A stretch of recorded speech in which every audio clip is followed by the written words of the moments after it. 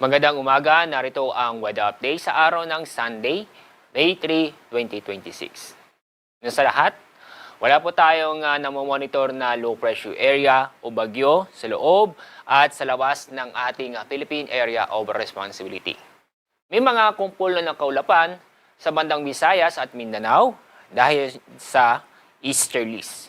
Itong easterlies ay sa nakita namin magtatagal ang epekto nito sa ating bansa sa susunod na 2 hanggang 3 araw. At sa ating lagay ng panahon, ngayong araw, ang buong sa Luzon ay magiging maganda at maaliwalas ang panahon maliban sa mga isolated na mga pag-ulan o mga localized thunderstorm.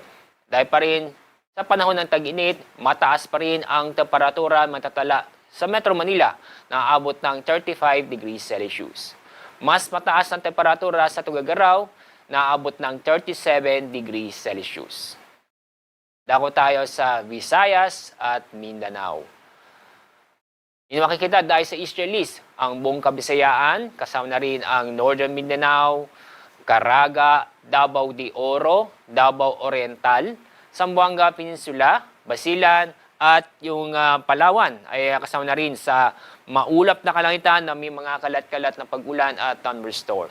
Kaya sa mga kababayan po natin, sa mga nabanggit na lugar, mag-ingat at maging alerto dahil sa mga pag-ulan na posibleng magdulot ng pagbaha o pagguho na lupa.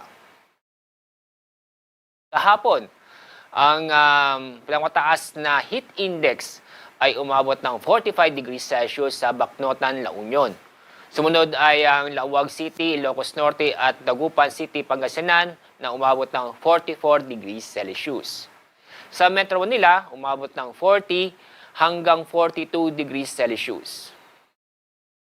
Ngayong araw ang ating forecast heat index. Top 3 ay sa Laoag City, Dagupan City at Bacnotan, La Union na kung saan aabot ng 43 degrees Celsius.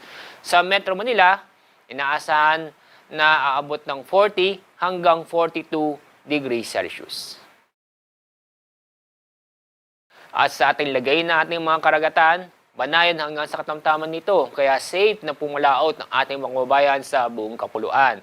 Pero mag-ingat pa rin natin mga kababayan dahil sa mga pag-uulan dahil sa easterlies, lalo na po sa bandang Palawan, Visayas at sa Mindanao. Ang araw sa sikat ganap na 5:33 ng umaga. Ang sunset ay ang inaasahan ay 6:13 ng hapon. Yan ang ating weather update sa araw na ito. Mula sa Pag-asa, ako po si Alzardi Aurelio.